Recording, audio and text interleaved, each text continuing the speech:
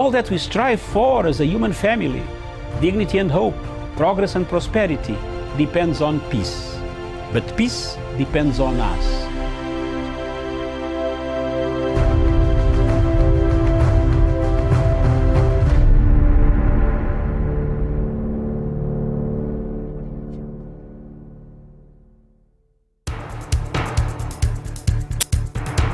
It is ridiculous and it is against the laws of nature that we can have somebody sitting pretty who takes home more money than the credible entrepreneur who is doing actual production of goods and services. We always say it as it is. It is only in this country that when a thief is arrested, you hear elders from their tribe saying, "He is our son and he is our thief." If you are deviant and I call you leader, probably you are already a leader, but you are leading in the wrong direction. We want to see the role of the youth in the security, governance, and development. The youth that I meet and work with here, you know, we call them the millennials and X's and Y's, this and that. They don't necessarily want to live like their fathers and grandfathers, do business like their fathers and grandfathers. They're more independent, they're better educated, and they're the ones that are making everything move in this region. We look at the issues, we talk about issues that impact people's lives in Africa. The African peoples themselves continue to cheer bad leaders, and because they cheer them on, they continue to be misled. Let me ask you, doctor, would you rather be somebody who does not enjoy so much freedom but you are rich? Yes. Or you'd rather be poor who you are actually imprisoned by the poverty itself? My goal is not to come here and say, I want the majority ownership, I want to own this, I want to own that, I want to do this. My goal is we all make money and we're all happy, and I help build a big business here. Punchline is for Africa, with Africa, from Africa.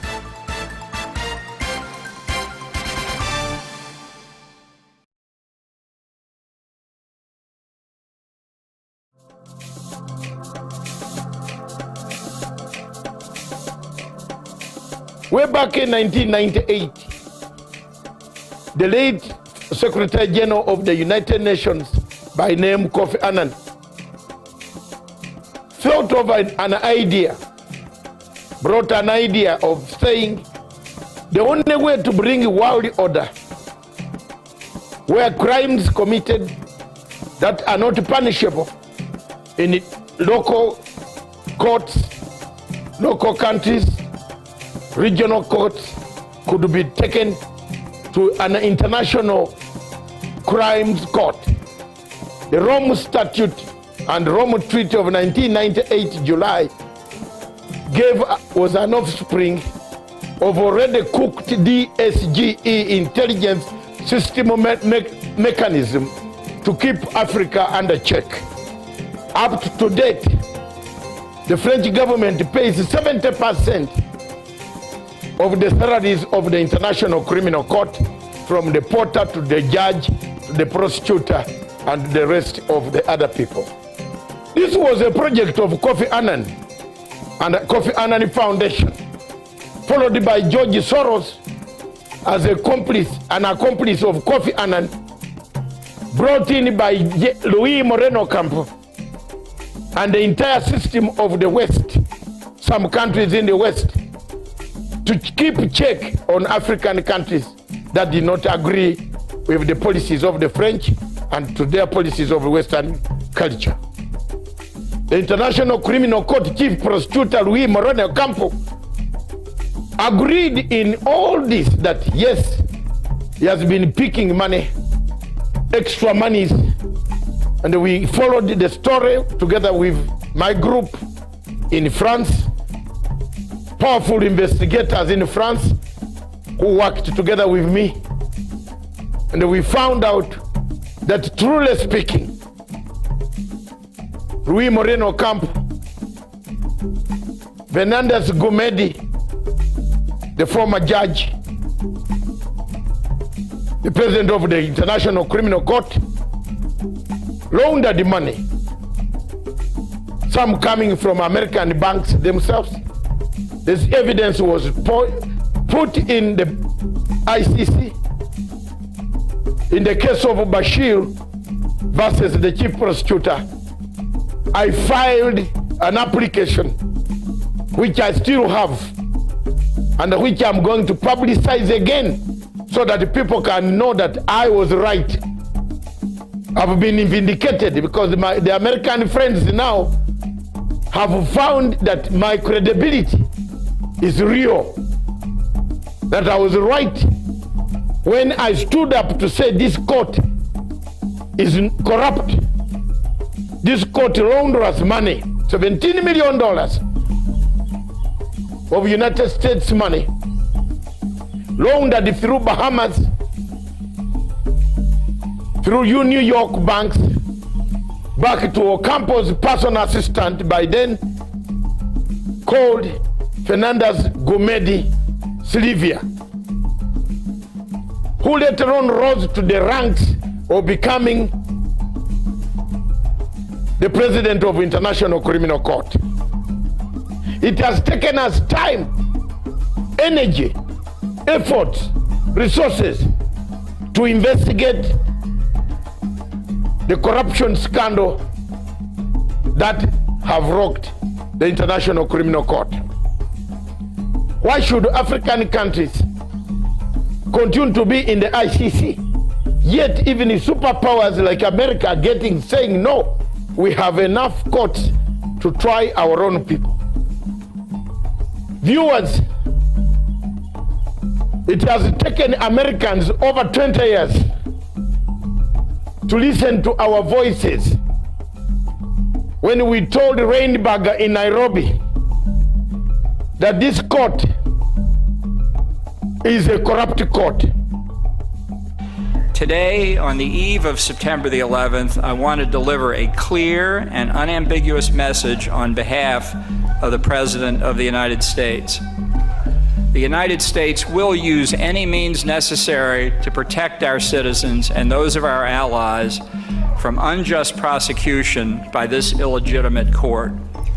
We will not cooperate with the ICC. We will provide no assistance to the ICC, and we certainly will not join the ICC. We will let the ICC die on its own. After all, for all intents and purposes, the ICC is already dead to us. A case of the Kenyan people. These cases in Kenya, the chief prosecutor called Fatou Bensouda put serious statements at the end of the cases, discharge and termination. In legal language, these cases pose a very serious threat in the future. What the people of Kenya can do, and they should do, is today to wrap up the work envelope. Because until this envelope is sealed, thrown in Indian Ocean, the chief prosecutor in the future will come and look for that envelope, use it to incriminate people again. It brings me back to the situation. America is sealing its journey out of the ICC. Why do you wait? Why don't you take this opportunity to seal your journeys out of the ICC? America is quitting, warning that it cannot no longer be a party to such an obnoxious court, a court that has no powers, that talks from this side and vomits from the other side, a court that cuts and pastes evidence, a court that buys witnesses, a court that incites incentives, gives incentives to witnesses of a passport and a relocation, then you tell lies about people. A court that sentences you as per the words there. Why should you leave a country that has a jury that checks on what the judges would do, the excesses of judges, and go to a country, a court that has no jury? Time has come for Africa to think. Do we need this court? Does Africa need this court?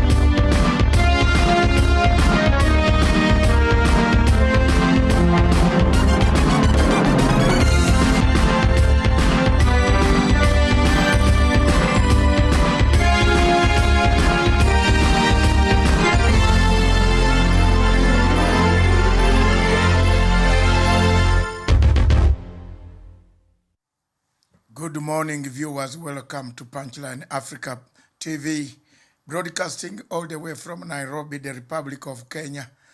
Viewers, thank you very much for watching us. We are sorry we were not able to broadcast in the last. We were not able to broadcast in the last two days because we were doing a bit of renovations to our studios, and therefore we are back with a bit of revamped studio, and we've taken a stroll, a long walk. Miriam is back, and we are here in the studio making sure that Africa understands exactly what we want to say and what we are. My voice had gone since last week because of the support that I gave to the LSK elections, and I'm happy that they went well. I won. Two, it increased the pressure by Liverpool coming in number 2. 3, I am back to work. And Miriam, thank you very much. And good morning, Africa, wherever you are, in Cairo, in Cape Town, in Kinshasa, in Harare, those in Harare, good morning. Today we have very specific topics, and our good brothers of South Cameroon Broadcasting Corporation, a Pan-African station, we are partners, big two partners in Africa. We shall make Africa great. And thank you very much for giving us this, the opportunity, our offices in the satellite stations in Berlin. Thank you very much. Over to you. With me in the studio today is none other than Miriam. Welcome. Thank you very much. Good morning. Good morning. What the German people are waiting for you. They want to see what you tell them today. In the morning. Yes. Guten Morgen, and we're back. Yes. Some rest, which was good. It was you have, but I need yeah, and my voice is back. You actually needed some rest. Yes, I need. Now you are back. I'll go. I'll go for a flat 2 to 3 days, non-stop. But viewers, those on the satellite can continue watching us on the satellite systems, and those in Kenya can continue watching us in Kenya. And that is all we are going to do. The subjects are very clear this morning, and we have corruption and populism. Politics of populist. People are dying, people are poor, people have poverty, people have no food, they are not eating food. Then we are doing populist politics. We are announcing over there, problems that, okay, I've today gone away from Raila Amolo Odinga. Yet the people of Turkana expected you to show the deputy president that this is what I've done with this money. This is how much I was allocated. Who allocated it? Who ate it? What did it do? Yes, indeed. And also, I think another question that is now becoming very... Kenyans really want to know that everybody that is being mentioned on corruption, look at the Kiambu governor, Mr. Waititu, now look at Nanok's, Turkana governor Nanok now. It's like when you mention on corruption and people want accountability, you run to another camp for some covering. It seems as though everybody that is being mentioned in these mega corruptions in Kenya, they seem to find solace in one leader of this country. Now Kenyans are beginning to wonder why. Is there one side that has impunity, or you can do whatever you want, and when you go to this leader, they will offer you a covering? The Kenyans want to know, really. Exactly, and that is why I brought this question of corruption and the politics of populism. Populist theories, hinging on populist, agenda, trying to associate yourself with you saw the other week with artists, local artists going to the office. Populism, politics of populism. It doesn't pay. When people have known exactly what you have done, it doesn't pay. However much you become popular in populist like a Malema, you will fail. Very many people in Africa were saying Malema was a very good orator and will defeat ANC. ANC is very bad. Oh, Raila is very bad. They will defeat him. No. if you have known political science, if I were a good advisor of these guys, I would tell them, look, stop going to where any Kenyan has been mentioned of corruption. Because that is going to be the voting line. That is going to be the voting, you cross, that will be the voting space. And also, I think the Vice President right now should come out very clearly and tell us, because he also says that he's joining the President in the war against corruption. He should come clear and tell us, and maybe elaborate to us why these leaders that have been mentioned very adversely on matters corruption find a need to go to him in terms of wanting to be covered. As we've seen with Governor Waititu, even said, you know what, you deal with the county, Kiambu County matters, the rest leave to us, we'll deal with it as the government. And now we've seen Nanok, who is supposed to be giving us a breakdown on what has been happening in Turkana. He seems to have shifted camps, which is not a problem. But how is it that every person that Kenyans require accountability from, they are the people who are running towards his camp? The Deputy President should come out and tell us really, you know, what is really happening and why he's finding it comfortable to have these people around him as the leader of this country. Surely, Daniel Kimani, you are saying sound is very low from Madam. Okay. I don't know. We shall have it up. It is done. I've pushed the And closer. yes, the microphone is now closed, and you know she has come from holiday, Yes. so she must have she must have digested herself. But she has digested. I hope you are hearing. Please, Daniel Kimani, let us know if there's any changes. But, you know, I've pushed the microphone closer. And in case you missed what I was saying, it's like every major leader that is being mentioned in corruption in this country, and Kenyans are demanding accountability from this person, they find a need to run to, especially the Vice President's camp, for what seems to be a covering. So we want to know in the matters of Kiambu Governor Waititu and now Nanok, who there has been, you know, I think even some investigations are going on. You know what happened in Turkana? People are dying, and yet Turkana is one of the counties that is given a lot of money, you know, in regards to devolution, but we still see that things that are not supposed to be happening, that devolution was supposed to cure in terms of hunger and lack of water and things like that, still occur in Turkana. And so when Kenyans were wanted, you know, accountability and some answers towards that, we see that these types of people, they run towards the Vice President, William Ruto. Not that we are suggesting anything, but can Vice President really take a stand on this and maybe explain to us why these types of people are attracted towards his camp? Yes, because it also, if we don't address it now, Jermaine, I tell you the truth, it will also count against his votes. And the people are not going to be very comfortable when actually every person who has been accused of corruption is lining on your side. Obado. Look at Obado. The case, even 1.5 billion, is gone. Look at all these other governors. Whoever has been accused seem to be finding solace, the word that you used, to find the solace somewhere. Instead of helping, the Deputy President should have asked Mr. Nanok, can we bring the pictures? If you can bring those pictures from yesterday's, from the visit, and look at the children, the naked children that came to greet the Deputy President. And Nanok was watching. We want to see the world to see these pictures. How does the world feel when you have flown in helicopters to arrive on dead people? People are dead. People are starving. People are not happy at all. People want to eat. They can't eat. People who are greeting you have never even seen water. Water is scarce. They tell you that someone has gone for water 30 kilometers. Miriam, this is the scenario in Turkana. And the governor of Turkana is actually taking the Deputy President to a scene of crime. To a scene of crime. That is the scene of crime, where we cannot keep quiet and say we are just going to keep quiet and watch. That's a scene of crime, and where you find so many people are already dead. And it is a scene of crime, because just the other day there were reports that even the food that was meant for charity to give the people who are dying of hunger, even that food was being given in a very corrupt way. So yes. Actually, it's a scene of crime. Yes. Nanok should have not even accompanied the Deputy President. He should not have allowed that. Yes, and the Deputy President should not have allowed Nanok to come near him.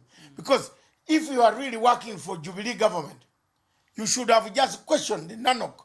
Where is the money that we have been sending from Nairobi to come to Turkana? Account for it. Where is the money? There is no borehole.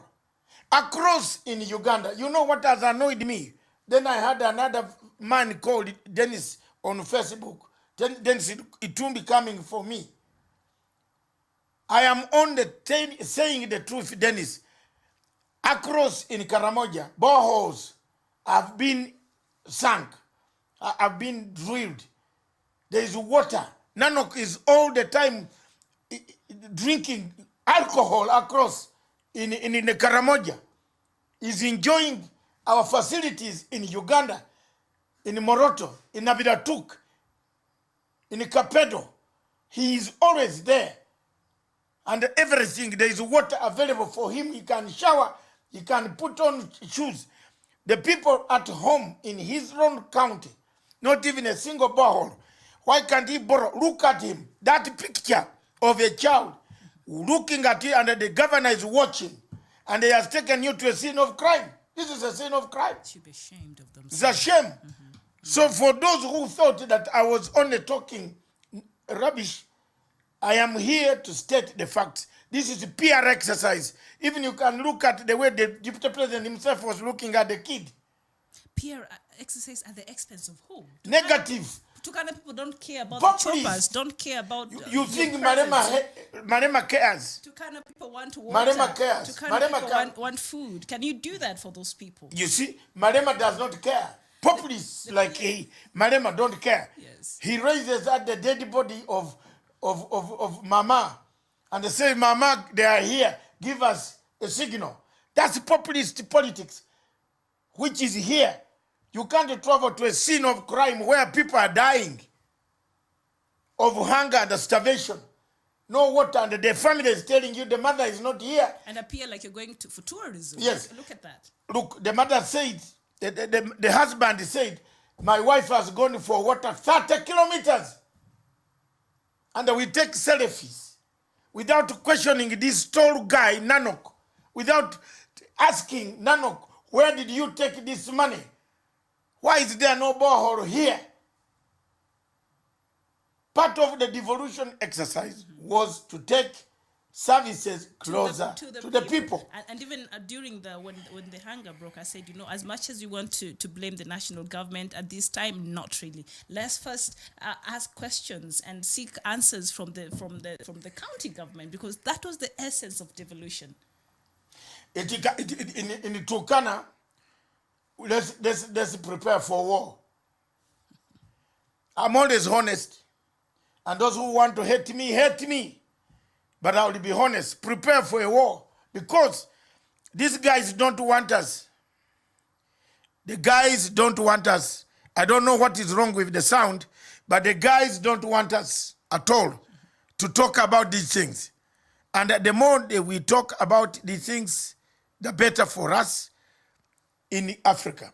How can we create a better Africa, a better environment, a better situation where Africa will come and rise and shine again? How do we work for a better Africa? Populist theories don't help. Nanok should account for the money that he took from the central government to devolution account. What did he do with it? Where was it? You see? Where was it taken? You see, there is something that is shaking everybody. Can I tell you? There was a promise for some of these governors that when we give you tickets, you will give us some money back. Okay. So I hope this year, one day, we'll uncover as to why a deliberate mistake is done by sending templates. You know, templates for accountability, specifically to some governors.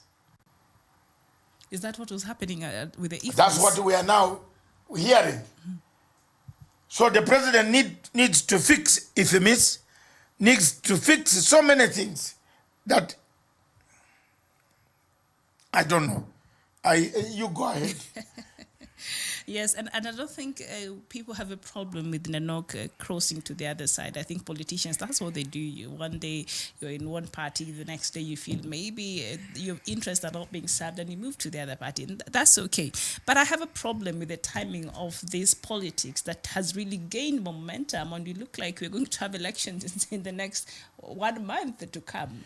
While the people of not just Turkana, but even across Kenya, we want service delivery. Can 2019 be the year that some of these promises could be achieved to Kenyans? The truth here is this. We have 40 months. We have 40 months. Yes. 40 months left for Jubilee government to deliver.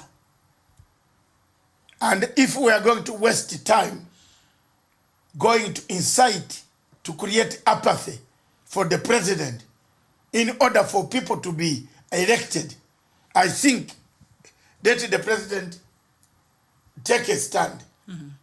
Because at the rate we are going, there can't be development with this type of populist, this type of photographs that are meant to incite the people of Kenya that Uhuru has done nothing. You get the point? And yet, you have been busy campaigning instead of asking Nanok, where is the money we gave you? Where? That is all I wanted. My complaint with those people, you should not get annoyed with me. I'm only saying the deputy president as an executive, the deputy executive principle of the president. He's part of the presidency. Should have just asked, where is the money? Kwisha. Yes, indeed. And John Clark, you're asking, what did the past government do when they were in office for 50 years ago? And I think, yes, the past government, there were a lot of misgivings towards Kenyans. And that's why I think we found the need to have a new constitution and to create even a devolution so that, because it was discovered, a lot of areas in these countries were marginalized in terms of even development matters, infrastructure and things like that. There are places in northeastern Kenya that I've never seen a tarmac road at all, that I've never seen electricity, that I've never seen things like this. So in that past 50 years, there were a lot of misgivings in terms of how service delivery was being rendered to Kenyans and the impartiality that came with that. And that's why Kenyans decided that, we needed a new constitution that could address this, and that brought the issue of devolution. So John Clark, that's why we have devolution, so that service delivery can cut across the Republic of Kenya, and every citizen is able to be served as they deserve. Yes. And somebody, Serena Klein says he rather prefers better Akothi. Akothi, the musician, the artist. Yes, because he went there with some food. She went there with some food. And I went to query why the money, she even spoke. Where is the money that is sent from Nairobi? Mr. Nanok has turned this money, bought apartments. I know at least 2 apartments, blocks of Nanok, which I can take anybody on the shore. I know another concubine occupying one of the apartments. I can show owning them, manning them. And let's be very honest. When we are talking here, we are crying for Kenyans. I might not be a Kenyan, but I'm crying for you. I'm crying for you, for sure. Not because my country is better, but my country, we shoot people who do things like that. My country, we change people. We change Karamoja into a working Karamoja. We don't walk over Turkana, allow them to steal cows, cattle from West Pokot, and we laugh with them. We do damage. We damage such people. And I'm happy with Museveni on the question of Karamoja. And let people get me very correct here. Why I'm so upset with Nanok is he's always guzzling beer in Uganda and Moroto, across Nakapit, Kapedo, Kabongo. He's ever there. But he doesn't see any gunshot. But when he crosses over to this country, he is in guns. He rarely goes across. He rarely sees what is happening in Turkana. He overflies his people to arrive in Nairobi and wear harsh puppies. Also to be seen wearing. You know, when people are dying, then you take the deputy president for an embarrassment. You see? For an embarrassment. If I were the DP, I would not go there. I wouldn't say directed you to be arrested. Because the money that was supposed to be spent was not spent. That's all we are saying. The money was not spent. There's not even a... Someone tells you that the mother is not here because he has gone for water 30 kilometers away. She's just arriving today. That should not be happening. With the water, maybe even the water, she might not arrive. This cannot happen after 56 years of independence. It's a shame. Jamen. Yes. Hate us, like us, but there you are. Thank you. Paul Nyang is watching from Australia. Thank you very much. Yes. Are you hearing us properly from down under? Yes.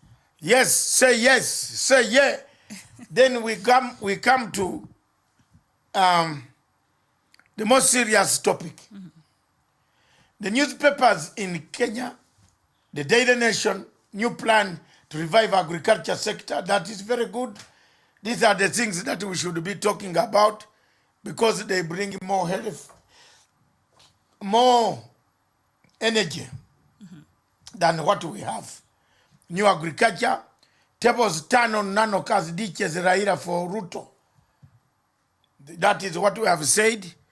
He has even eaten people's money. Now he has run to where he will be, where someone will tell Chief Justice, don't worry, I'll retain your job. I will help you. They will do nothing. Acquit so and so. These guys have interfered with even, you saw Jack Maribe's case. You saw the way they interfered. Hey, and Itumbi doesn't know that that is obstruction of justice. Dennis Ujue, I know everything you have done. Na ataendelea kufanya. Lakini chunga kabisa. Nakwambia ndugu yangu, don't try me. You have obstructed justice here. And we know what you do and whom you are doing it for. You have turned on President Uhuru Kenyatta. You are harassing him on media. You are creating phantom accounts against Uhuru Kenyatta. We shall get you. Hiyo ijulikane. You are the one causing Uhuru Kenyatta to have problems. You think we don't know you? But you have turned around. You have obstructed justice in this country. When I enter courtini, you know why they run this side? They go to this court because someone will pick a phone to talk to one of the judges. Have you seen Obado? Obado is going home. And the two gentlemen down in prison are suffering. Why is Oyamo? Why is Oyamo not enjoying bail? Why is Obado throwing saliva to us in the Senate? Why? Because they interfered with the justice. Jamen, we should also fight for some people who need justice. We must fight for justice. Obato is the one who slept with Sharon. And it was known. Why should we lock two men? No, you don't give them bail. You give Obato bail because he has gone to a man who has protected him. Hey, tumbi chunga kabisa. Every evidence, we have it. So wewe yenda pole pole. Tutakumulika. Yenda pole pole. We know what you have done on Maribe. So don't. It's because we respect you. We are respecting institutions. But when we are criticizing, we are not against the deputy president. No. We are against Nanok. And get it very clear. Nanok should have not taken the deputy president to show him how he has stolen the money. And there is no borehole for such people. That's all we are against. So if that is bad, kill us. We are against people who interfere with justice. Oyamo did not sleep with Sharon. It was Obado. Why have you locked Oyamo? They are in prison because of poor people. They can't pay for bail. No. They can sell their things and come out. But the judge was told, our funga hour. We know the conversations that take place. Musifikiri watu, for me to come out to speak. Let me tell you, Miriam, I came out to speak on Ocampo because I had the facts. Sizungumize kama hakuna facts. So when you are trying me, try me. I don't pretend I know how to hack a system. It's like a Itumbi, that I know how to hack a system. You hack for who? Bado huko na kesi huko na kungojea huko. Itumbi enda pole pole. Can make you a nightmare, boss. Mimi usiingilie mimi. Ikenaweza kufanya nightmare upatikane hata mimi. Sahi. This is a man you don't play about. I've conquered Ocampo. I can conquer you in a few minutes. Yo mambo yako wacha. So when we are talking about the right things, populist politics, people have stolen money. Nanok has stolen money. He has taken it. He is buying the second plane or helicopter.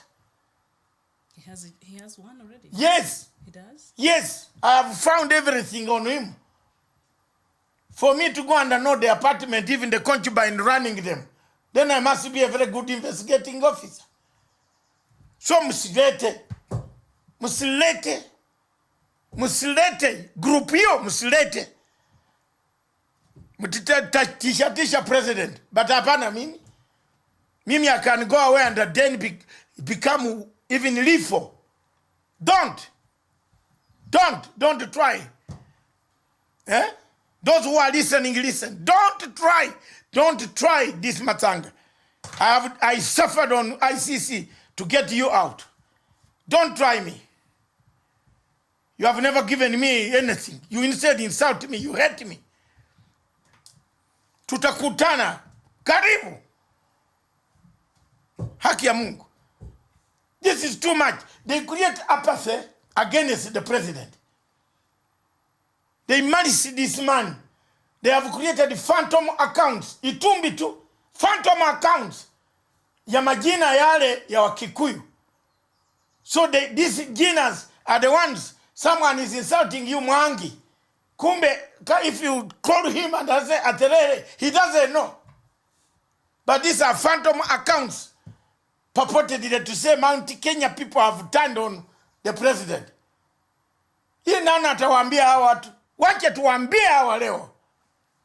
Mimi, in fact, for me, if you are fearing to tell someone, bring it to me. Mimi tasema niende nyumbani. In fact, that's what I'll do. If they don't do it, I'll do it. Soon, mekasirika na mtu. Nyenye mnafikiri nini nyenye? Yeah, look. Say thank you. Thank you at least kwa mtu. Kinu natembea sali chest bumping. Mtu anakuponesha life sentence. I'm not going to keep quiet. Then when will I speak? When I'm in a grave? When I'm dead?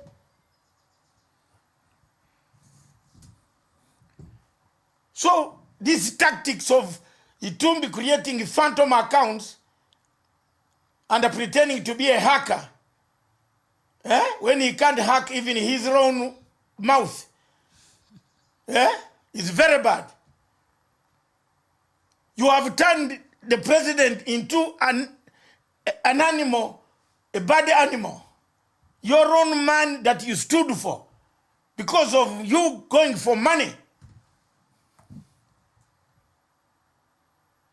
And when you put something constructive, if I went with Itumbi for an exam, public guess who will pass? Who will pass in 10 minutes to write an essay?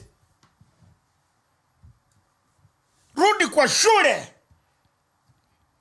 I've even offered you a free ticket if you can afford to go, if you have a visa. Una hata visa. So, shut up. Hiyo utatisha watu kwako. Wanakupatia pesa, unaenda, unajeuka kwa president. You are harassing him every day. You are the one making people phantom accounts with the names of Njoroge, when Njoroge cannot speak even Kikuyu, that Mount Kenya against president. Have you seen it on social media? You saw it. That's what they are doing. Molesting the president from morning up to evening. So you think he has no defenders? We are here. I am here. I am here. I am here, Mr. Itumbi. And I'm haki ya Mungu. Wewe na mimi lazima tumalize. We finish. Itaisha. But we shall see who will have more damage. Whoever is keeping you and funding you. Tutaona nani atakuwa na damage. The pictures of Turkana, I was only saying, can we arrest? Why should Nanok do PR? Miriam, that's what I asked. Yeah, the people of Turkana do not need PR. Yes, so that is a misplaced priority, and nobody has a problem with Mr. Nanok joining any party or decamping. He can go. That is politics, and it's when you go, you talk. But you cannot play PR at the expense of the people who are dying. Yes, when you talk to them, they say, I support Raila. Was I born to hate Raila? Did my mother tell me to hate Raila? Eh? Did my mother tell me to hate Raila? Nyenye wacha na upuzi yenye. Wacha. Raila has shaken hand with Uhuru. Redemption strategy. Should I cry? Am I the owner of this country? Should I defy the president and continue harassing Raila? Nyinyi muendelee na pesa zenye mwenye mnaiba every day from parastatal bodies. KPC gone. Everywhere gone. 22 million liters gone. Hey, wa dams gone.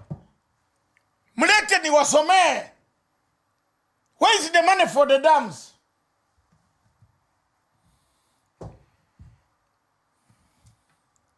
Where's the money for the dams? Where is the money? You told us the money was there. When the president was in China, they went around collecting tractors and everything. You know what they collected? Caterpillar, grader.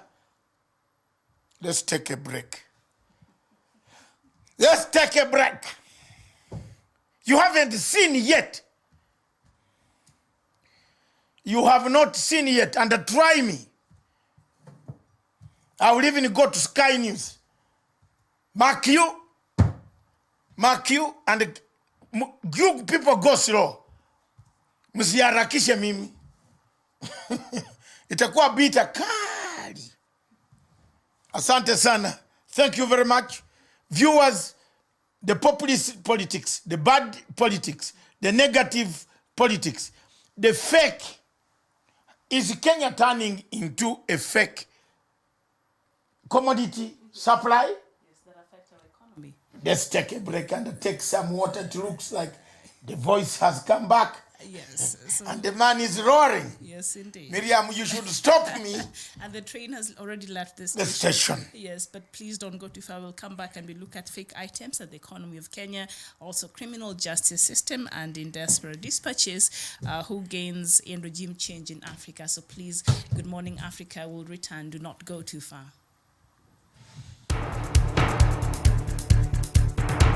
It is ridiculous and it is against the laws of nature that we can have somebody sitting pretty who takes home more money than the credible entrepreneur who is doing actual production of goods and services. We always say it as it is.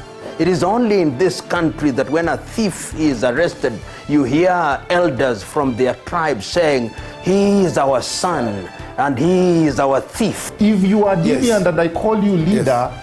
probably you are already a leader, but you are leading in the wrong direction. We want to see the role of the youth Yeah. in the security, Yes. governance, Yes. and development. The youth that I meet and work with here, you know, we call them the millennials and X's and Y's, this and that. They don't necessarily want to live like their fathers and grandfathers, Yes. do business like their fathers and grandfathers. They're more independent, they're better educated, and they're the ones that are making everything move in this region. We look at the issues, we talk about issues that impact people's lives in Africa. The African peoples themselves continue to cheer bad leaders, and because they cheer them on, they continue to be misled. Let me ask you, doctor, would you rather be somebody who does not enjoy so much freedom but you are rich? Yes. Or you'd rather be poor who you are actually imprisoned by the poverty itself? My goal is not to come here and say, I want the majority ownership, I want to own this, I want to own that, I want to do this. My goal is we all make money and we're all happy, and I help build a big business here. Punchline is for Africa, with Africa, from Africa.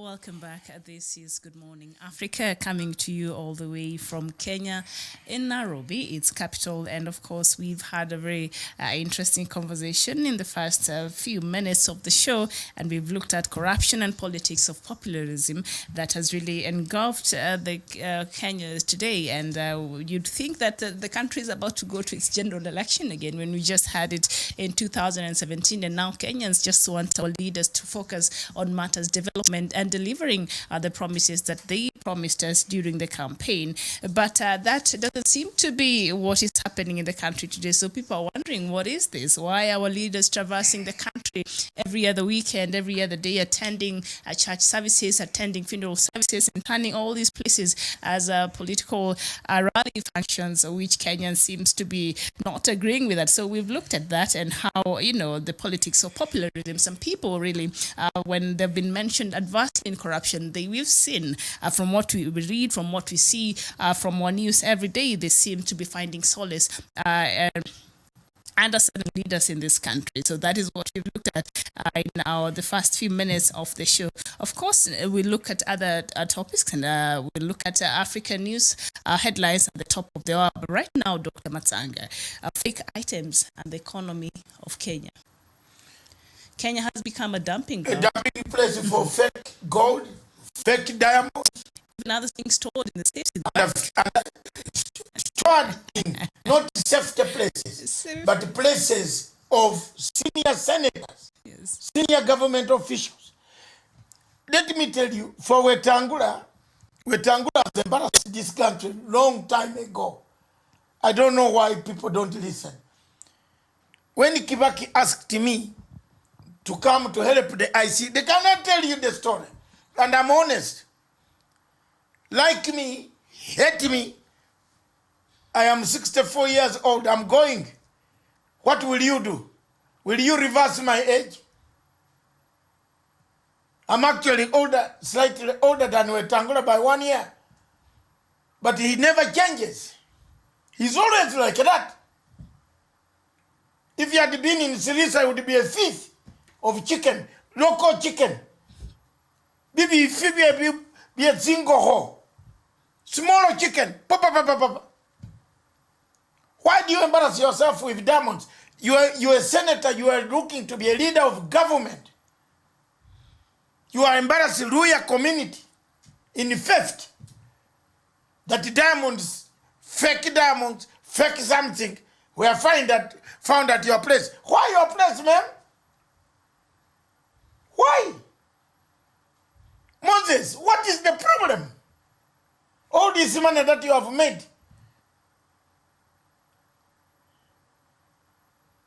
What is the problem? I feel so sad.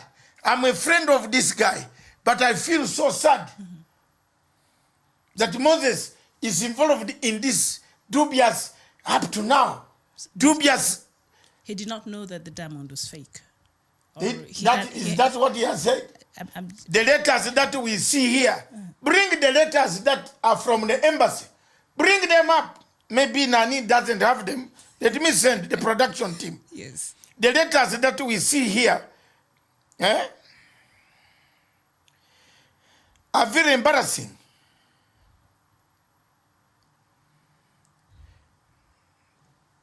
The letters that we can see that indicate that Moses even obtained some money from these people. It's not me. We are not manufacturing anything. There you are. These letters, show them for the people here to see, so that the people in the world can see and know what we are talking is the truth. We are not manufacturing. Kenya has become a dumping site for diamonds, fake notes, fake currency. What else do we have and what we don't have? Mm-hmm.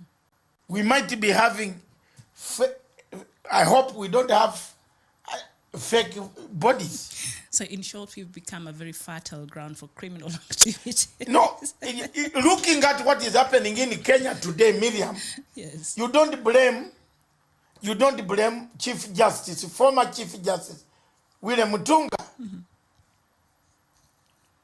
William Mutunga said, we have a bandit economy, where bandits like Wetangula, Maraud, he's not a senator anymore. He can't be credibility if diamonds are found. And let me ask you one thing. This GSU, General Service Unit, that guards, on whose instructions do they take the guns out of the place to guard such buildings? There was the story of a plane coming with diamonds and Congolese Air Force following the plane until it disappeared somewhere in Uganda and arrived somewhere. That plane, we had that rumor. And Kabila chased the diamonds. Yes. I think he also visited us here and asked, have you seen some of my stuff? Yes. Yes. So is this country becoming a mafia state? Is it involving itself with the mafia from some places that I know? At least in one of these East African states, I know where the mafia are. I know. Because I've been here old enough. I've been in this East African politics, regional politics, for 43 years of my life. You can guess when I started to be around. So I know what is taking place here. I know who can lie that he has diamonds. I know who can lie. One of the things I will never do in my life is to involve myself in gold, diamond, and currency. Those things will always lead you to death. They will kill you. They will poison you. They will assassinate you. Or you will crash. Because it's a venture that really is quite high in terms of the risk that comes with it when you're involved in such a business. Even if you're just a legitimate businessman involved in that, it's a lot of risk. And now if you want to do it in this kind of manner, we see in Daily Nation how Saudi Royal was conned 250 million Kenya shillings from that fake. From this Tangula scandal. It is embarrassing the country. This guy was a former, no, but this is not You know, Kenyans better know something. Can I tell you something? This is Simoro. The guy, when he was a Minister of Foreign Affairs, he terrorized all these embassies, all this royal, what, everybody. Kitu kidogo. Kitu kidogo. Even he went somewhere. There's a time he went to my president. Hey, and my president is very straightforward. He said, how can I give you money to do an election when I'm a friend of Uhuru Kenyatta? I can't. You not win an election, you only want to eat the money. Ask Bashir in prison. If you ask Bashir in prison about Wetangula, he will say, where is he? He will say, bring him where I am in Cobra. Yes, Cobra prison, outside the Hatum. Where? Moses is a good man at heart. At heart. Yes, he's a very good man. He had so much scandal when he was the Minister of Foreign Affairs. Yes, he's a good man. Moses is a good man. He likes, I don't know, but he has got 50. Bubuifi. Umuifi. Umundu kwegamba alimo bubuifi. Wabone, ameluya bubuifi. What is embarrassing me as a Luya Umkuk, I come from the clan of Bakuka. We are the kings. We are the kings of the Luya. They come to us to seek permission to circumcise. They can't touch any male during the evening year without us. Without my clan saying go. So I am embarrassed as an leader of this community. That gold and the diamonds were found in your house. A leader who wants to be a president. Where we cast. Something is casting us. Fake diamonds, fake currency, fake, what next? Fake gold.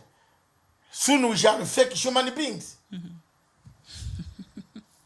Talking about human beings, there is this question of selling human being parts. In Kenya here? Yes, it is happening. My dear. For the black market, the organs for the you black want market. Another one? That is worrying. You want another rap? There you are. I always get what you want, and I give you the mixed grill. There you are. We have here people selling people's parts.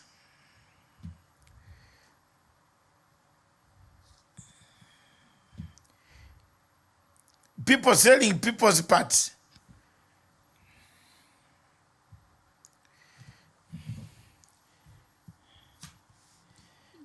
Is that the reason why now children and people just disappear like that without a trace?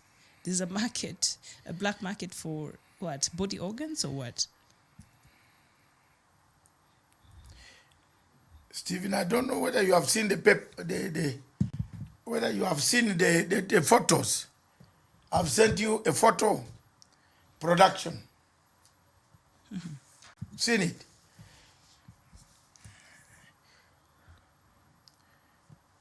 So, look at that. There is even selling donor, kidney, liver. Organs. Mafupa. Mafupa. You are there. You are baby Kiano, child trafficking exposed. Pair of eyebrows, skull with teeth. Seriously, this is happening in this country. Everything is going wrong. I'm telling you. The court orders that the judges give. Boniface Mwangi was a blogger hired by traffickers to defend them. You see? Now here we are. Wanjiku's court. I think we bring this in the afternoon. Have you seen how much all the parts are sold? So keep your child on the watch. Wow. Are these things not strange? We are living in strange times. Strange times. Yes. Thank you very much, madam. We come to criminal justice system, the judiciary. Maraga has worked a bit up and then gone down a bit, then up. Last week he was very busy. Congratulations, a bit. But then he went back on the job, sleeping on the job. But Maraga's excuse is criminal justice system. Can Kenya change the criminal justice system? That is why you have so that it can bite. So give Maraga the credit. He has tried. The criminal justice system also ties him down. For example, bail is set by the law. The MPs have done nothing much to change the law. I don't think they're even interested right now. All you hear is them improving on their per diems and their things that favor them. But you would expect by now, out of the public outcries and the problems we've been facing, especially in our criminal justice system, that will be a priority when they sit in the August House to discuss some of these bills. And this will be something that they would want to address urgently in the spate of, the mega corruption, especially scandals we've been seeing in the country, the terrorism threat that we are facing. You would think this is something that they would give a priority in terms of putting up laws that really address these matters decisively. But our members of parliament, they are the legislators, and the court systems will only work with what they have in terms of the laws. So why we've elected these members of parliament, these legislators, to sit in that parliament is to amend and bring laws that actually are in tune with the problems and the challenges Kenyans are facing. And in regards to the criminal justice system, it is about time they actually came up with laws that actually address some of these challenges that really need to be addressed when it comes to matters litigating and surrounding the criminal justice system in the country. So as it is now, the courts might not do so much, and that's why a lot of these people, there's a lot of loopholes in the criminal justice system laws in the country. So you wonder somebody there's this evidence and this happened and it is in the public layer, but they go to court, but they still find a way to get out of court or even to get out of the police cells or to be given bond when it shouldn't be like that. So let the legislators do their job instead of going there just politicking and sometimes not even appearing, in parliament where they're supposed to be. And when you see fake fertilizers, fake sugar, fake rice, like fake fertilizers, and somebody in Eldoret, a farmer in Eldoret, has really used a lot of money to plow that land and wants fertilizer to plant. You're gonna take to them fake fertilizer? Like, how even dare you? How immoral is that? At what point does it stop, really? We've really lost it as a country. Fake fertilizer. So there you are. Maraga says the courts are saying change the criminal justice system to lock people out, to detain them, to give stringent measures of bail. You can get rid of corruption. Because if you are giving somebody a jail sentence of about 20 years for stealing 2 million shillings, yes, it's not excessive. Someone will learn. Yes. Change the criminal justice system that when you go on Monday, you don't come back on Wednesday. You go on Monday 14 days. Or if necessary, until investigations are complete. In case if you're let out of that, then you might tamper even with the investigations. And when you see a headline like KRA staff planning to go on a Goslow to protest arrest of colleagues.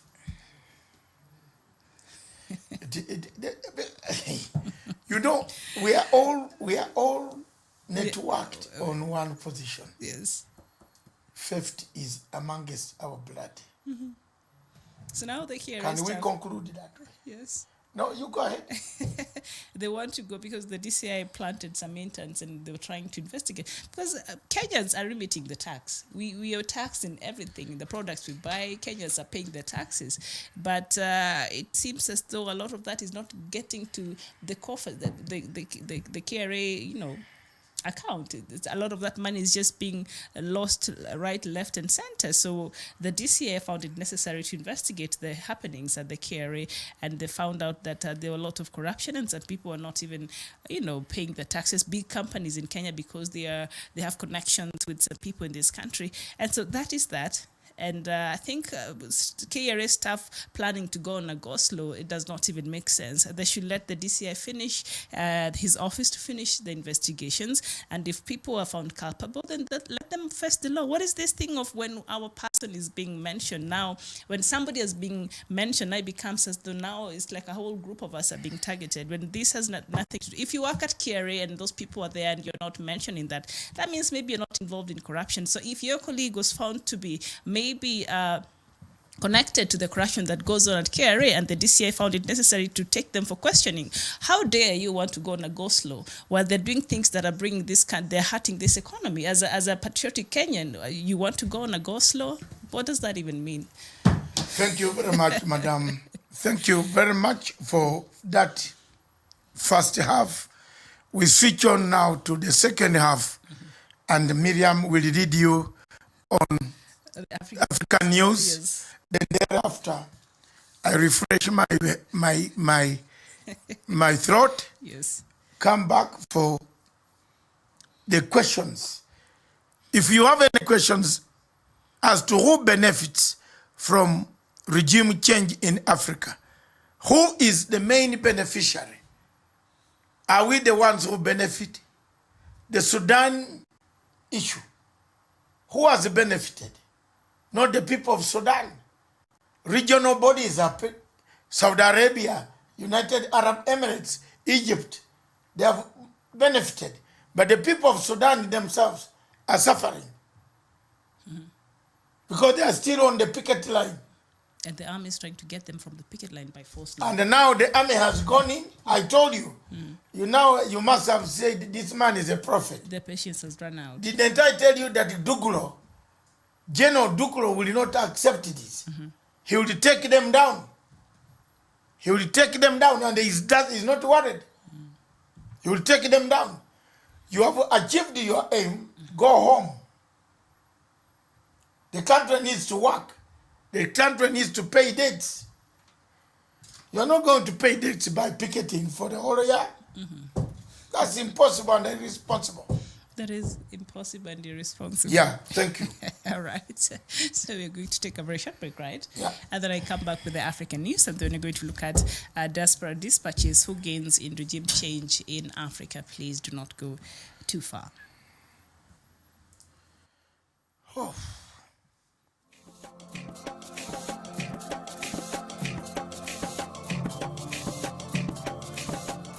We discuss Africa. We see what ails Africa. And today, this afternoon, we want to see whether Sudan will permanently remain a sick child of Africa. Is it a permanent sickness? Can we resolve the issues of Southern Sudan? Is it something that has gone wrong for 200 years? There has always been a problem in Southern Sudan, in that great region, starting from all the way the Al-Mahdi wars and the rest of all what happened until today. Peace seems to be elusive. Why has UN taken slow action? Why hasn't UN set up a tribunal? We want to see a tribunal that will make sure that Southern Sudan people are accountable. Those who committed crimes against the human beings. 20,000 Sudanese perished. They are perished. They are not accountable. Nobody can account for them. And we cannot sit here, go on hammering peace agreements without mechanisms of accountability. If we set a tribunal for Sierra Leone, for Rwanda, for Cameroon Rouge, we need somebody to stand up for the poor masses, the masses that have died, the masses that continue to die, the masses that are being brutalized, murdered, maimed on a daily basis by marauding armies of both Riek Machar and Salva Kiir. There must be an accountability. You are not going to sit here and tell people there is no accountability in Southern Sudan. There must be a tribunal.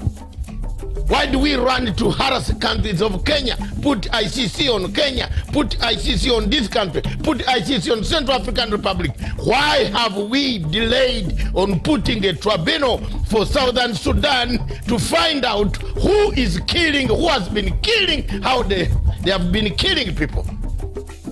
Let me speak for the people in Southern Sudan, the women, the children who have not gone to school, the children who have no medicine, the children who have nothing, who have been running since 2013, and the war cannot end because of two people.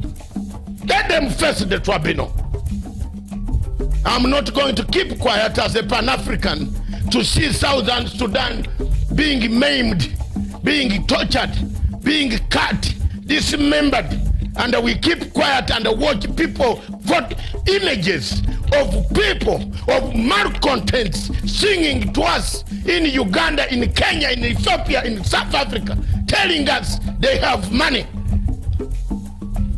Let them face the international tribunal and tell the tribunal who gave them the guns, where they buying them, how they were killing people. Enough of is enough. Enough is enough for Africa. We have had enough. There is no need of that anymore. Enough is enough. And if people have died, they will not cry. We people who are left on planet Earth must cry for them. We must find justice for them. We must make sure that there are leaders who go on bragging on television stations all over the world, who are accountable. They must be behind bars.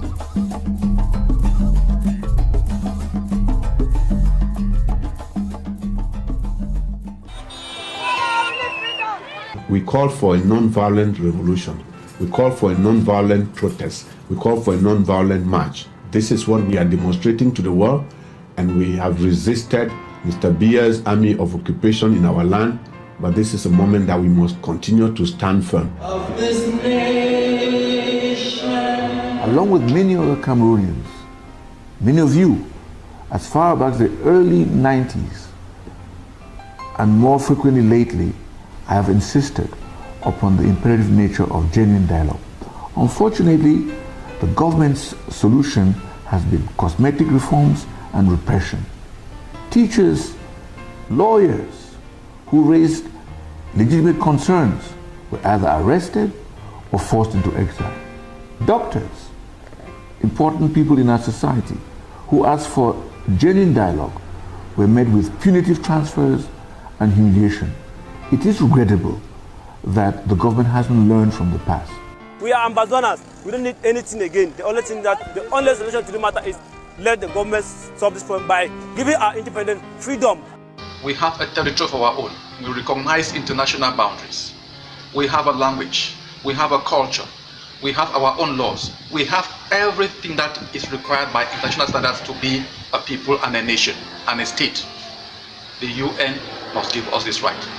We as a people, we have the right to self-determination, and we are determined to go our separate ways. The people of the Southern Cameroons have suffered under the brutal regime of the annexationists, La République du Cameroun. We have suffered for 56 years, and we finally decided that enough is enough. I think dialogue is the main solution, because the use of military has never been a solution to a problem concerning this kind of issues. So the government of Cameroon has to dialogue with the Anglophone regions to come to a compromise and let this problem be solved.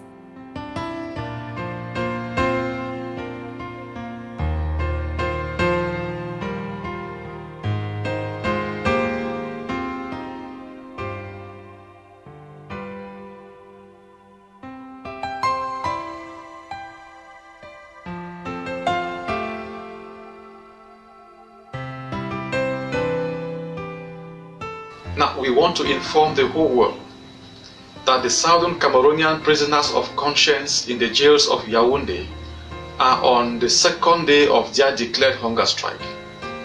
Now we want the entire world to know, because we are convinced that the regime in Yaoundé will be indifferent until they begin to die. While we encourage our brothers in this process, we also call on Southern Cameroonians to join them in a fasting, so that the whole world may know that we are a determined people. Self-determination cannot be effective without self-defense. We are opposed to violence. We are opposed to war. But if La République, if the UN should continue to dilly-dally as they are doing, and La République comes now to attack our people, they are forced, they are bound by the law of nature to defend themselves. Hail this land of glory, we the Amazonians pledge our loyalty. Morning and welcome back. Actually, good afternoon. It's 20 minutes past midday here in Nairobi, East Africa. And good evening, good afternoon. Depending on where you're watching us from across the world, this is Good Morning Africa, and we just looked at corruption and politics of populism in context of Kenya, and also fake items and the economy of Kenya, and also we've taken a look at the criminal justice system and the very much needed reforms that it requires for it to really function and serve Kenyans well. So that is what we looked at in the first over an hour in the first part of the show. So right now I just want us to go straight to what is making headlines in Africa, and then later on we'll touch on Dr. Matsanga will join me back on the set, and we'll look at who gains in regime change in Africa under the diaspora dispatches. So let's just go straight to the African news, and we start with Nigeria, where Nigeria has launched its defense against allegations of complicity after it appeared that Boko Haram had overrun the northern part of the country, where the terrorists claim killings and kidnappings almost on a daily basis.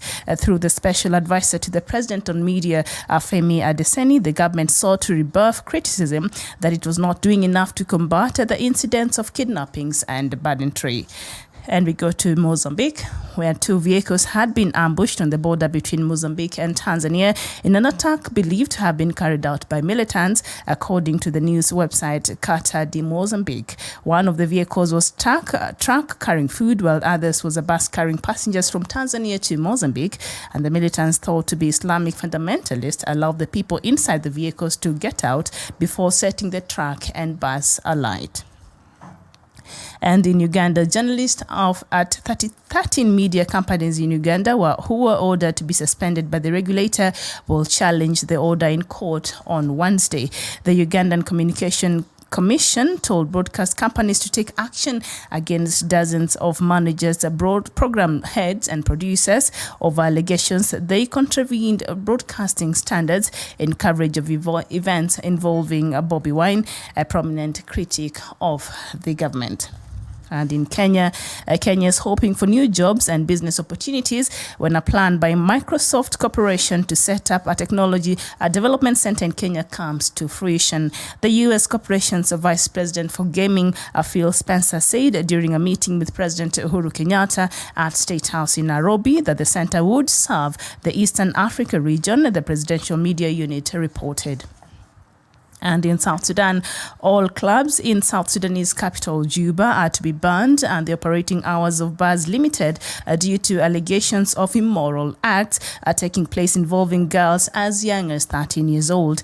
The presidency confirmed the ban in a statement released over the weekend, the East African newspaper has reported. Agostino Wane, Juba's governor, posted a video on Facebook explaining that bars will only be able to operate for a limited number of hours in the early evening and will be forbidden from operating during the day. And in Sudan, violence flared in Sudan's capital Khartoum on Monday after the military council and opposition groups said they had agreed to a power structure for the country's transition following the ejection of President Omar al-Bashir last month. Heavy gunfire was heard late in the evening, and the council said a military police officer had been killed and many protesters wounded. A local doctor said some were in very critical condition. And still in Sudan, Sudan charged ousted President Omar al-Bashir and others with incitement and involvement in the killing of protesters, and the public prosecutor said in a statement on Monday. Earlier this month, the public prosecutor ordered Bashir to be interrogated on charges of money laundering and financial terrorism. And we move to Cameroon, where some member states of the United Nations Security Council had an informal meeting on Monday to discuss the worsening humanitarian crisis in the Anglophone region of Cameroon. A communique issued by the Cameroonian Ministry of External Relations, however, denied reports of a UN Security Council meeting on the Anglophone region crisis. And we move to Libya, where European Union ministers have urged de-escalating of the fight in Libya. Fayez al-Serraj, the United Nations-backed Libyan Prime Minister, met with EU officials in Brussels on Monday, where foreign ministers from the bloc's member states were expected to discuss the Libyan crisis. The latest flare-up of violence in the northern African nation began a month ago when Eastern Commander Khalifa Haftar inched towards the outskirts of Tripoli. And in Zimbabwe, the country has raked in $2.7 million for exporting baby elephants to China and the United Arab Emirates, the tourism minister has confirmed, according to the state-affiliated newspaper The Chronicle. Tourism Minister Priska Mfumira said across a period of 6 years, the country had exported 97 elephants to the two destinations where they were sold. And in Nigeria still, Nigerian President Muhammadu Buhari's inauguration for a second term will be a low-key affair in order to keep costs down. Minister for Information and Culture Lai Mohammed has confirmed.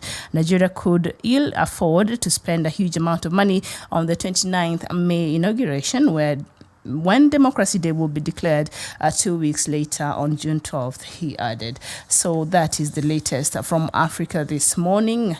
The sitting in Khartoum still continues, but of course right now the army has lost its patience in having the civilians there on a sit down in the army headquarters in Khartoum, and so they were engaged in running battles yesterday, with the army trying to disperse them and removing the barricade that the protesters had put, in accessing even the army headquarters. And there seems to be an agreement between the army and the civilian side in relations to the composition with moving forward in terms of the interim, government. But of course, they have not really agreed on the composition, on the structure, and how they're going, even how many people are going from the civilian side and from the activist side and the army side. Remember, the army wanted to have more people in the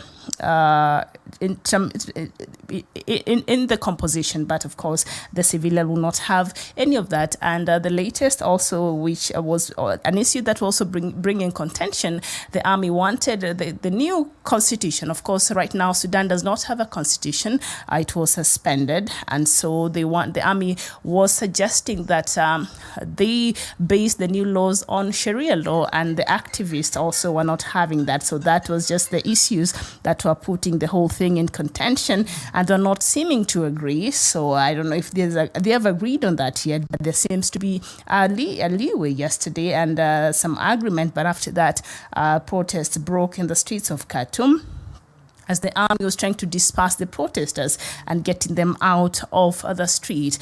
And so I think the talks have resumed today. So by the end of the day, we should be knowing what is really happening in Khartoum in terms of the military council and the opposition groups coming together and agreeing on a transition. This is after a month of Mr. Omar al-Bashir being ousted in power. There seems to be a stalemate in Sudan that no side is letting. So let's see how that will work out. And of course, yesterday, on Monday, which was yesterday, there was a meeting, which was not very official, with the members of the United Nations Security Council, and they were really airing their views and concerned about the happenings in the Anglophone region of Cameroon, which is Ambazonia, as they want to be called. And they were worried with what President Paul Biya's government is doing to the people of Ambazonia, and how much they have been neglected and how much they have been marginalized, even in terms of service delivery. Remember, in the region of Ambazonia is where you find the most poorest schools, the most poorest hospitals. Anything that is underdeveloped is found in the Anglophone region of Cameroon. And so the EU officials met, although the meeting was not official, but they met on the sidelines of a United Council's meeting in Brussels on Monday, and they were discussing these matters and the happenings in the Anglophone region and raising concern. And of course, President Biya government was very quick to issue a report and said, you know what, no, this meeting did not happen and these matters were not really addressed. But there have been a confirmed report that actually the EU, the United Nations Security Council members actually met and discussed matters in regards to Anglophone region crisis that is being experienced right now in the southern part of Cameroon or in Ambazonia. And of course, Libya there's still a crisis there happening, and the EU ministers are urging for a de-escalation of the fighting that is going on in Libya. And Zimbabwe, the exported elephants. I think Zimbabwe is trying to get money from by any means possible. So they're able to make $2.7 million. I think that will help. I don't know in what in Zimbabwe, but if the trade, it's better than selling the ivory. If they'll go and take care of them in a zoo somewhere in China, although I don't know how, because it's not their natural habitat. I don't know how that will work out. The African elephants with the weather patterns in a place like China, and think about the winter and things like that. I don't know how that will work with them, but they're always exported in the rest of other countries across the world that the weathers are not very favorable, but somehow they make it. So yes, Zimbabwe was able to rake in about $2.7 million from selling about 97 elephants to China. And the tourism minister has confirmed China and the United Arab Emirates. And across the United Arab Emirates, a few people even keep these things as pets in their homes. So, the rich ones. So that is it. And President Buhari seems to be getting ready for his second inauguration. This was after his winning was challenged by his main challenger, that is his former Vice President Atiku Abubakar, and the case, I don't know if it has been dismissed, because on Thursday it was still in court, and there seems to be now planning for President Buhari's inauguration for his second term, and that will happen on 29th of May. And now one of the ministers has come out, Minister for Information and Culture, has come out and say, this inauguration, they do not want to spend a lot of money on it. It's not going to be a lot of pomp and color. They just want something small, and that will not cost the Nigerian taxpayers a lot of money, just for the formality, as it is required by the law, to be sworn in for his second term. So that is just in a nutshell of what is happening this morning in Africa. Thank you so much for joining us. So I'd like for us to take a very short break, because I'd like Dr. Matanga to probably join me back on set, and we look at these matters and some of the news that I've just read making headlines in Africa, but also we look at the topic of the day in Diaspora Dispatches, who gains in regime change in Africa. So we have a lot of things and exciting news lined up for you, so please don't go too far. Dr. Matanga and I will be back, and we'll take you through the rest of the show.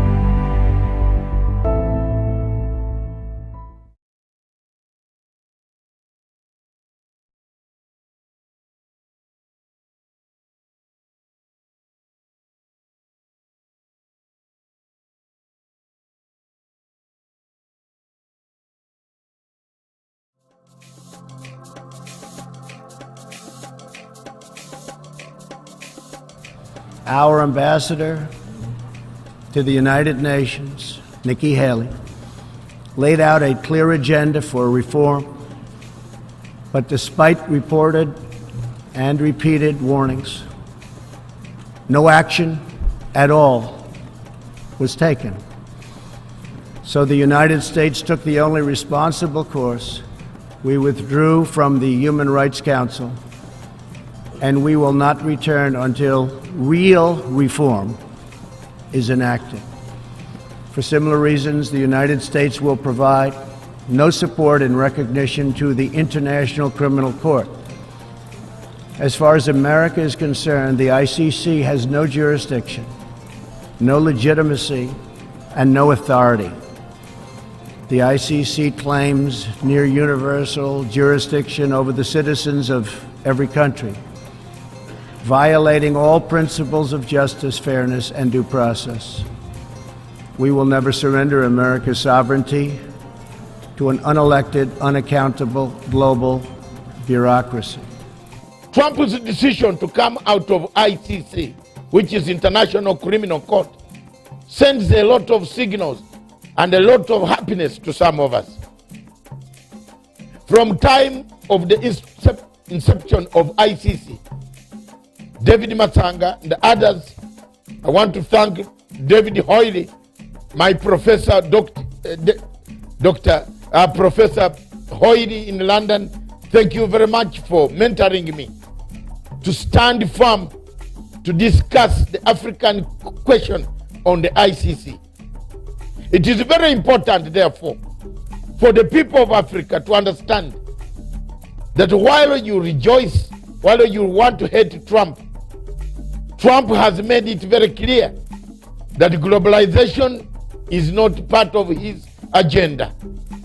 America is governed by Americans. We reject the ideology of globalism, and we embrace the doctrine of patriotism. Around the world, responsible nations must defend against threats to sovereignty, not just from global governments, but also from other new forms of coercion and domination. In America, we believe strongly in energy security for ourselves and for our allies. Today, as we speak, this nation cannot be the same. This nation is paralyzed. This nation needs serious redemption, needs the building of bridges. As a result of the ICC, the anger that was flowing from one end to the other created a problem that we see here, but people don't want to admit. People wait in Africa. Trump is correct. Let's wake up. Let's have a rebirth that delivers to hope so that our people don't perish in the Mediterranean Sea. A rebirth that will bring about peaceful resolution of conflicts, like the conflicts that occur in South Sudan between Riek Machar and Salva Kiir. These conflicts don't give us any hope. These conflicts don't give us anything that is yearned for. These conflicts are a pity to Africa. We are lulled into the ICC in 1998 by Kofi Annan. America rejected ICC, stood firm and said, we can give you the money, but we shall not ratify for you because we have institutions. We have failed our own judiciary systems, but we want to be judged by another judiciary system which has no jury, it has no evidence, it has no separation of powers between the chief prosecutor and the investigative arm, and then with the prosecuting arm. That's the Africa we have.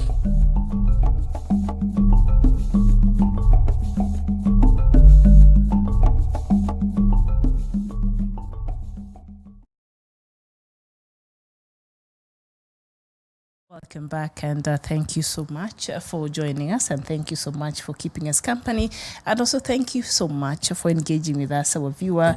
We value your participation and the opinions that you express on this show. And so this is Good Morning Africa. We just took a short break. I was going through the news making headlines in Africa this afternoon. It is past noon here in Kenya. Actually, just a few minutes now, we are pushing 1 p.m. But right now we want to look at the topic, the diaspora dispatches topics, and we want to look at who gains in regime change in Africa. And before Dr. Matsanga, we just answer that, we just look into that, who gains in regime change in Africa. I just want to know, Dr. Matsanga, do our leaders create a need for regime change in some of these African countries that have experienced regime changes in Africa? Yes. Thank you very much. Viewers, wherever you are in Africa, thank you for listening. The situation on the continent seems to be dire. We are advocating and clamoring for regime change.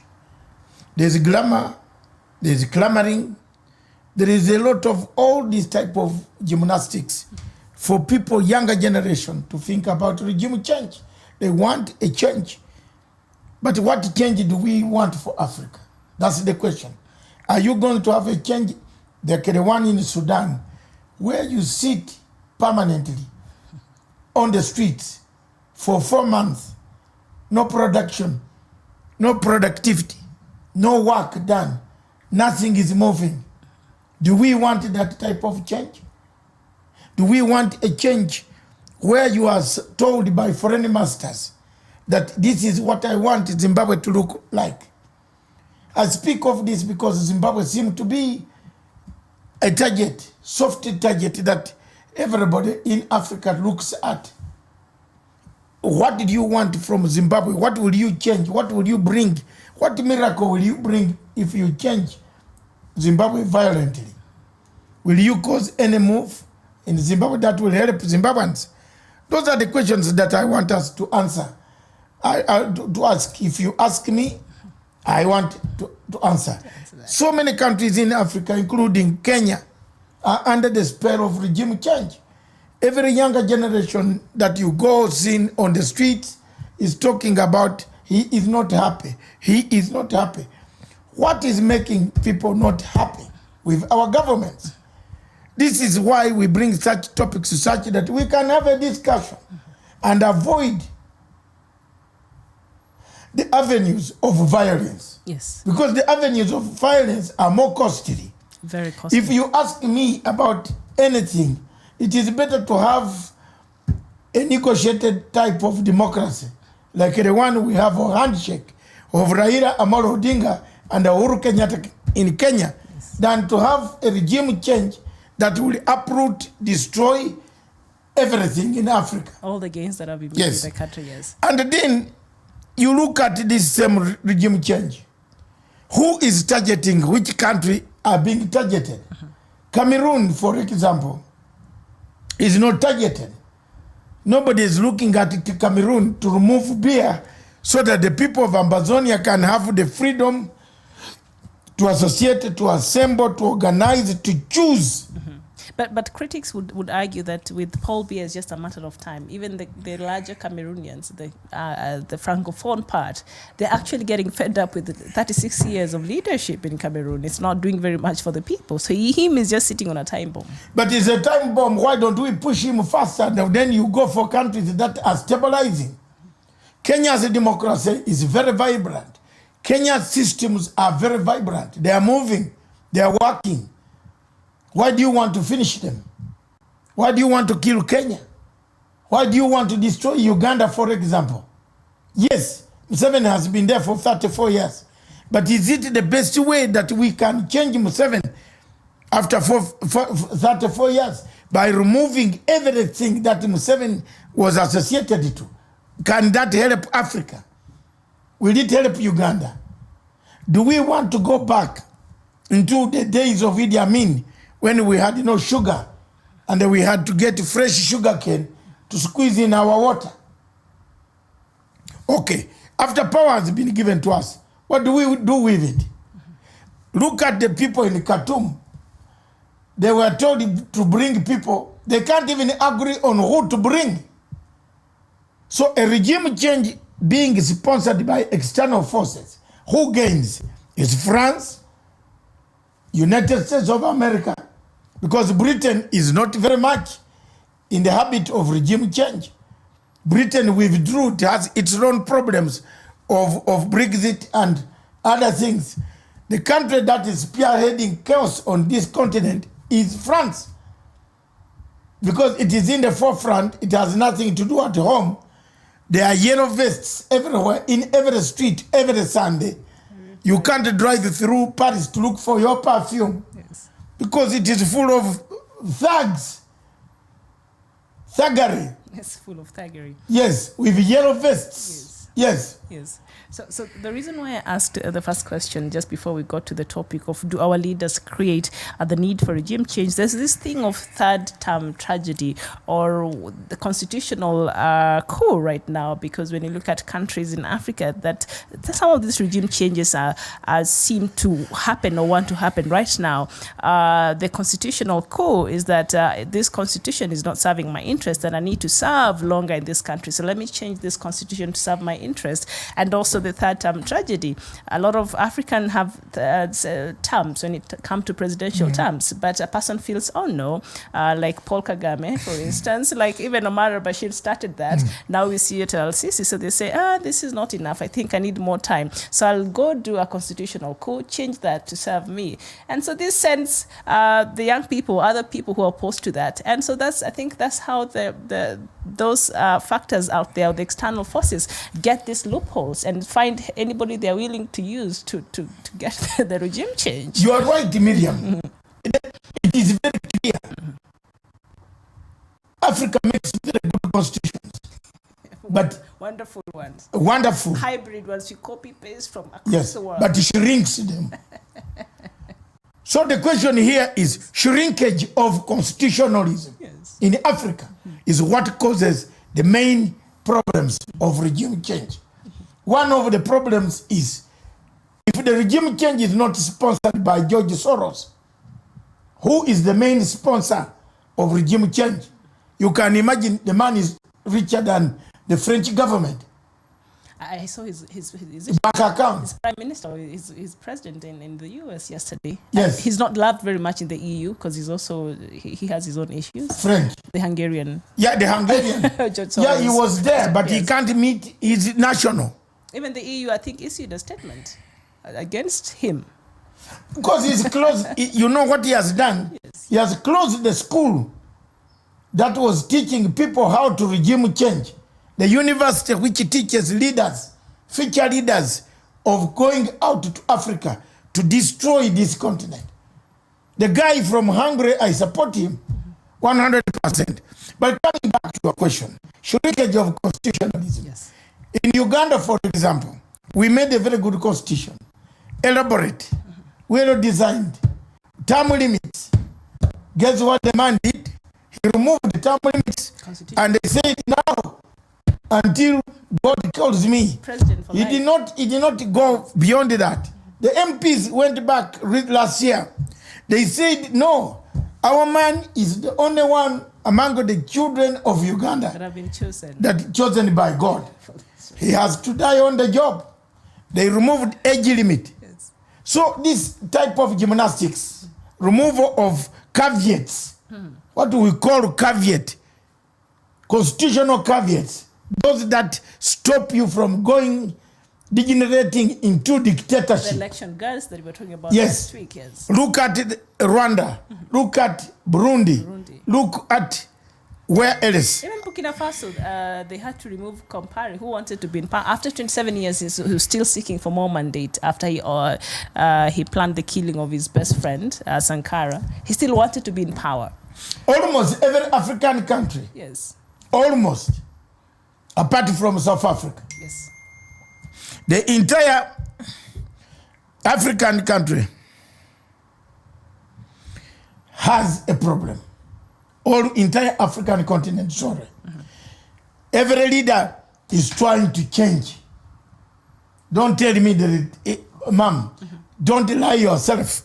everybody is trying to change the constitution. Ngweso has changed. Yes, of Congo. Ouattara changed. And that plunged Congo into chaos. No, Congo. Yes. Congo, Libreville. Libreville. Yes. He changed. Yes, he did.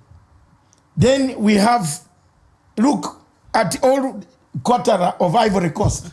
He changed the term limit, the age, so that he can contest, because he had, this man was coming, Babugo.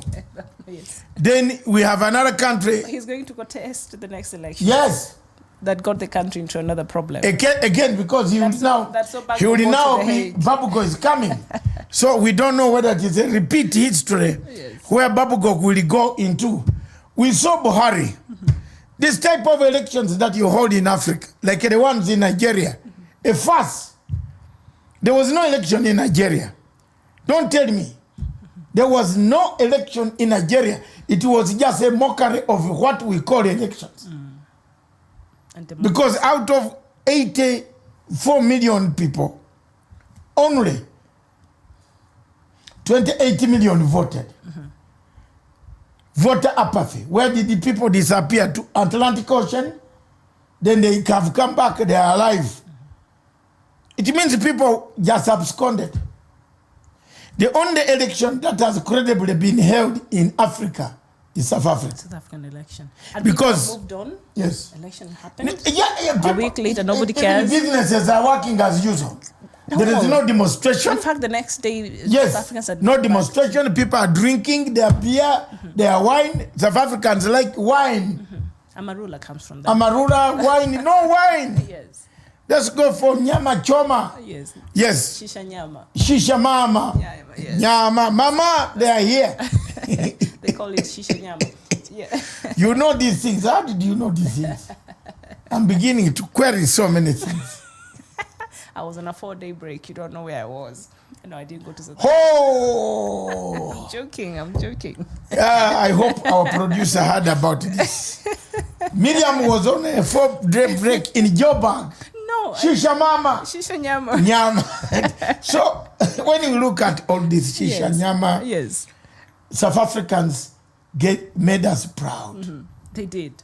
As an African, they held an proud. election.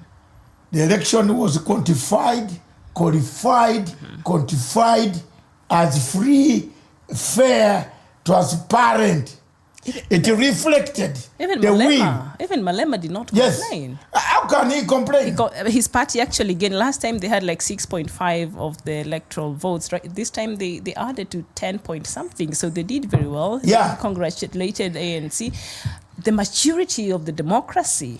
That is the type of democracy. If Africa wants to stabilize, if Kenya wants to stabilize, time has come for Kenya to avoid this type of elections. And that is one of my proportional. No, it's a representation. What Raila is talking about, which our constitution does not allow for right now. No, what Raila is talking about, let people listen to him, because we are going to plunge this country into another nightmare. To be very honest, let people listen. Let Ruto not go on saying this, because of course the constitution is not made for animals. The constitution is made for people. Does the deputy president mean that it is being made for animals? Did Raila say it was going to be made for animals? It is made for people. And it's listen to him. Yes. Let's change this. You better change. Even Uganda there, they better change. That will not change. They are going into a mess. Constitutional review was supposed to happen in 2000. They are going into a mess. Yes. They better first call for a constitutional review. Yes. What type of governance they want? There is no proportional representation in the Uganda systems. And many countries across Africa, not just Uganda or Kenya, across Africa. And that is what is, I think, the root cause of a lot of these problems and crises that we see, and the need for regime change. And all these people are telling us it is very good to continue with the foreign countries saying we don't interfere with countries' internal affairs. We work with every government that comes up in Africa. That's the story we have had, Miriam. That's the story we hear every day. But the truth of the matter is, there is a problem. And that problem is, the situation in Africa has to change. If it doesn't change, it remains the same as it changes. We remain the way we are as we claim to have changed. We are none. So regime change is something that will continue to happen unless we Exactly. want to change ourselves. Violence is going to take place. Every country, almost every country in Africa today, the youth are organizing to overthrow the old governments. Almost everywhere. Yes. And all African intelligence systems must watch. There is going to be that bloodshed on the floor. Especially in countries where leadership seems to have stayed longer in power, where the term limits and things like that, it's not so much. Whether you feel you are in Rwanda, whether you feel you are in Uganda, Burundi. Yes. You see, Burundi president cannot travel out of his city. No. Because he might never return. And the other day I was... So how can you be a president of a country where you don't even go for foreign visits? And the elections are coming, I think, next year. And the Minister for Communication, I think, came out to say, you know, what we need to do is ban. He actually held a press conference to say they want to ban all the media, all the external media, all the independent media from covering the elections that are not even close to happening right now. So what is that setting ground for in Burundi, a country that is already experiencing crisis, financial crisis, and all sorts of problems with the neighbors? What would that mean for the normal Burundian? It is. And how can not... is inviting a regime change? Miriam, it is. The man in the Bujumbura cannot travel. The rebels are waiting somewhere. In the forest. Yes. A proxy war has been around that region. Quite a while. So what Mr. Nani has said is to sit put. Yeah, let the deputy travel, and that is all. He will gain that dignity. So what we do at the moment is to accept that, yeah, the clamor for change is real. The regime changers are here. The beneficiaries are there. And the losers are there. Also there. So in this case, the losers are the ordinary citizens. And our leadership seems to be opening ourselves to the regime change without even knowing it across the continent. Yeah. Can't you see the type of corruption? What has amused me about corruption in Kenya is people tend to love the corrupt people than those who have never been corrupted. I'm telling you, I've seen the damage that some of us are being done on the social media because we oppose some sentiments of corrupt people. You say, no, it's allegedly you have been corrupted. You are the hero. But when you score 5 goals, you are only remembered on that day of the cheering. After the cheering, tell me who is looking for Mr. Kipchoge.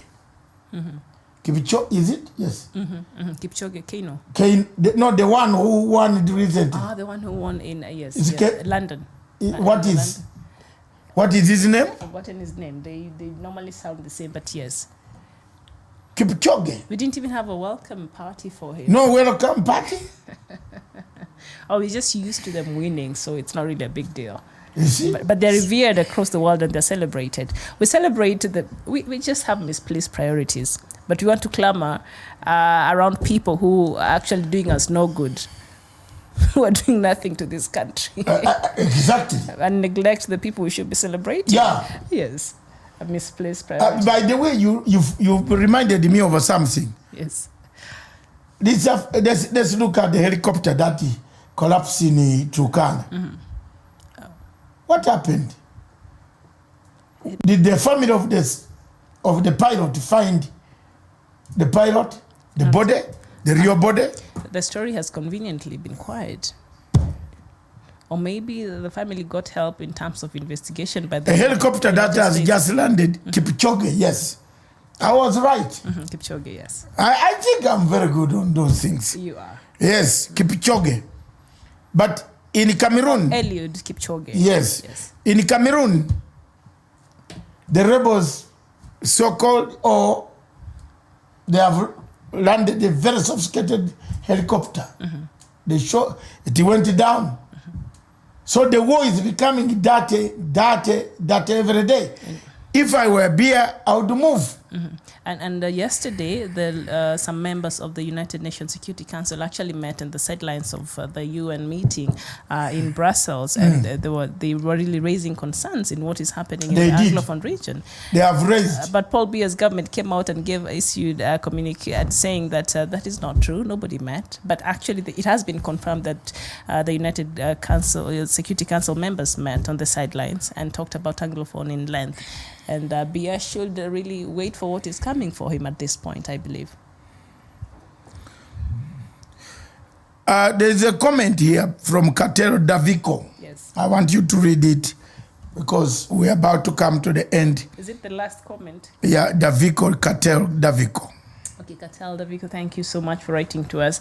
And you're saying if Ruto is behaving this, what about he becomes president? Our people who loses their lands in Molo, they remember it like yesterday, and rather than being given a chance to change and build houses to IDP, but you're stealing their money. It's a big shame, and Ruto will never be okay. So that is David Catel's view, and this seems to be somebody who has been affected by the skirmishes that have really plagued this country since 1992, the introduction of multi-party democracy. That is when we started hearing of people being chased, especially from places like Molo, and he seems to have a first hand in that. Katel Daviko, thank you so much for writing to us this morning. So he's concerned that right now, as it is, that the IDPs, others have not even been settled. So that should be part of the government's priority. And as the DP of this country, that should be part of his priority to see that these people who are misplaced out of, the 2007, 2008, and even later on at the last election, some few people were displaced. He's saying maybe this should be the priority and see that these people are resettled back to their homes and they're helped to rebuild back their lives. But nobody's thinking about that and is wondering. Thank you very much. Yes. We have done our best. We come back at 3 p.m. with one of our hottest, the People's Courts. Yes. Today, I give you a chance to choose the topic. To choose the topic. All right. Maybe we should look at constitutional coup in depth, but we'll find other that is topics. Something that will not make us sleep. Okay. We want a wake. You've been sleeping? No, we can. That time, usually at my age. At 3 p.m. Sleep comes. All right, we'll look for something exciting but still informative. Any topic, we can ask our clients, our people who are watching us today, any topic that you'd like us to talk about from your country, please get in touch with us and we shall slot it for talks. Any topic. And Nong Chung just noticed the changes on the Saturday and is saying, on a lighter note, Dr. Matsanga is sitting on Miriam's place and vice versa. Is this strategic? Yes. Yeah, because we saw why it is not strategic. Why it is strategic is we saw the left eye was not working miracles. I did not hear that. So the left eye is working miracle. Yeah, the other time I was looking this side. Yes. But now I've come to look straight in your eye. So your left eye is a bit... It has a problem. Okay. Yes. All right, we'll excuse you. You know what it means in Africa? In Africa? Yes. It means something in Africa? Yes. How does left eye? Yes. is always a sign of Gauss. What? A sign of Gauss. Left eye. Hey. Oh, left eye. Hey, ask him, Fred. Okay. Fred will elaborate about the left eye. Why are you not looking at me and ask? Because it's the left eye. So is this a sign of Gauss? To men. Okay. Ask Stephen, ask everybody. Yes. They will tell you. A sign of Gauss is left eye. Our viewers are really giving us very interesting topics here. Exactly what you asked for. And Nongchu, you're saying in Swazi, that is Swaziland, I believe, men have been asked to marry more than one wife because of the greater number of women in the country. Is this true? There have been those rumors. Maybe we'll do the research and come with that later in the afternoon. So hopefully, Nongchu, you can join us then. I know you're watching us from Drugs, Amazonia. abusive, especially in youth. Among the youth. That is causing Among this. the youth. Yeah, thank you very much on that one, Davito. Yes. What do you think about the youth in South Sudan? In South Sudan, to be going out of demonstration. That's a good idea. Don't you think? Is it a good idea? Tomorrow? No, we can look at that. And maybe no, tomorrow, Thursday. They're going on Thursday. Yeah. 16th. Tomorrow is 15th. Let's look at that one. Let's look at that. That should be exciting. The people's, but let's... But also we look at the number of wives up there. I don't know if, yes. The number of wives... in Swazi. In Swaziland. There are lots of women, so they're encouraging men to be polygamous. Nangai from the U.S. Embassy in Kampala. Yes. Pierre Krugiza government would have been no more, but someone protected him. In Uganda saved him. Why don't you be honest and say Museveni saved him? Thank you, dear. A friend of mine said if it is true, he will relocate there. In Swaziland. Swazi. They have beautiful But have women. you seen the Swazi women? They're very pretty. Why? Yeah. Later. I think that topic needs to be included. Okay. So that Miriam can understand. You just got the doctor excited. I don't know which part of that is exciting. Yeah, no, I'm a woman, I wouldn't understand. You wouldn't understand. And I'm a woman who wouldn't share. Yes. So that does not resonate with me. Okay, let's have a talk. Look at that. Let's have a talk about sharing. Sharing is caring. Sharing is caring. And the caring is sharing. I can share my piece. Is there any person there who eats rice for 165 days? I can share my piece of bread. Yes. What about eating rice alone? Won't you have a lot of starch? I don't mind the starch as long as it's the good starch. And it's working for me. I don't know what even you mean. All right. So we will look at the topics the that left you have. eye. The left eye has that is one. very important. Who has supported that?